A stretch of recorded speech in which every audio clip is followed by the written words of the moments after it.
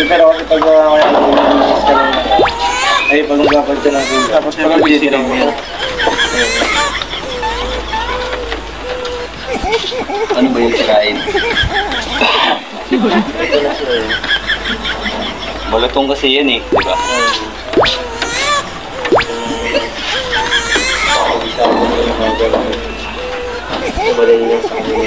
Ano bang kontrata nito?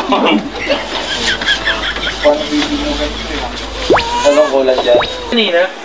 Ayan mga lods, nagagawa kami dito ng motor. Ito yung mekaniko namin, no? Ayan ang mekaniko namin ito. Pet Malo yan. Pag ano, may gusto lang kayong ano, Hindi kaya to.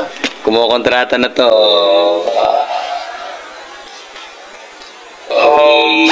Home service lang.